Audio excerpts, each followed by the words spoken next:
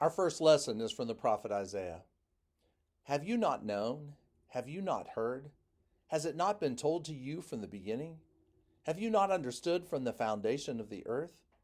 It is God who sits above the circle of the earth, and its inhabitants are like grasshoppers, who stretches out the heavens like a curtain and spreads them like a tent to live in, who brings princes to naught and makes the rulers of the earth as nothing. Scarcely are they planted, scarcely sown, scarcely has their sum taken root in the earth, when the Creator blows upon them and they wither, and the tempest carries them off like stubble. To whom then will you compare me, or who is my equal, says the Holy One? Lift up your eyes on high and see, who created these? I brought out their host and number them, calling them all by name, because I am great in strength, mighty in power. Not one is missing. Why do you say, O Jacob, and assert, O Israel, my way is hidden from the Eternal One, and my right is disregarded by my God? Have you not known? Have you not heard?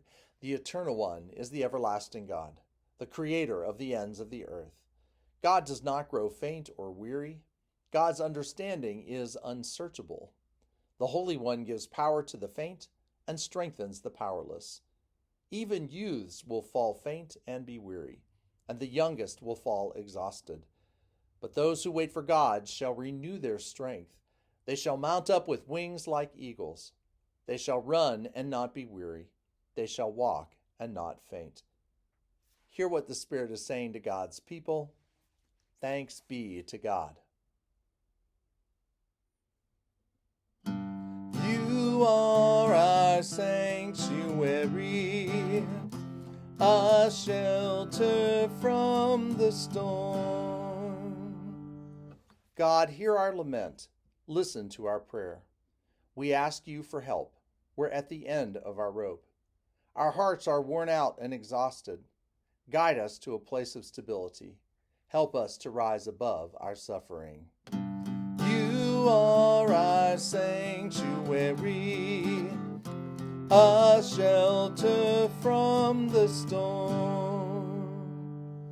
You are our safe haven. You protect us from all harm. You are our sanctuary until the end of time.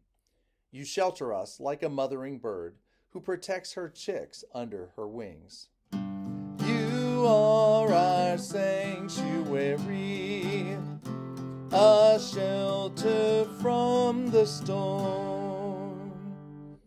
Eternal One, we pledge our allegiance to you. We follow in the footsteps of the saints who have gone before us. We will sing your praises forever and pledge to live in faithful service of you. You are our sanctuary, a shelter from the storm.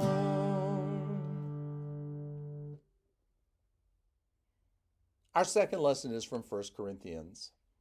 If I proclaim the gospel, this gives me no ground for boasting, for an obligation is laid on me, and woe to me if I do not proclaim the gospel. For if I do this of my own will, I have a wage, but if not of my own will, I am entrusted with a commission. What then is my wage? Just this, that in the proclamation I may make the gospel free of charge, so as not to make full use of my rights in the gospel. For though I am free with respect to all, I have made myself a slave to all, so that I might gain all the more. To the Jews I become as a Jew, in order to gain the Jews. To those under the law I become as one under the law, though I myself am not under the law, so that I might gain those under the law. To those outside the law I became as one outside the law, though I am not outside God's law, but am within Christ's law, so that I might gain those outside the law. To the weak I became weak, so that I might gain the weak. I have become all things to all people, that I might by all means save some. I do it all for the sake of the gospel, so that I might become a partner in it. Hear what the Spirit is saying to God's people. Thanks be to God. The Holy Gospel according to Mark. As soon as they left the synagogue, they entered the house of Simon and Andrew with James and John. Now Simon's mother-in-law was in bed with a fever, and they told him about her at once. He came and took her by the hand and lifted her up. Then the fever left her, and she began to serve them.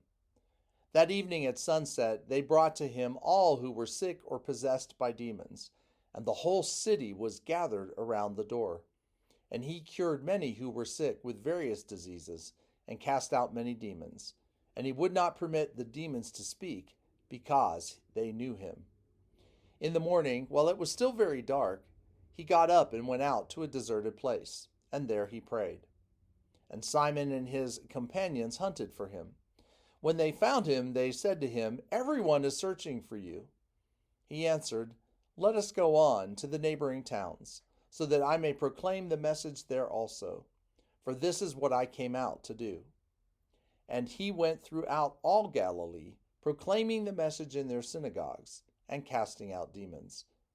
The Gospel of our Lord. Praise to you, O Christ.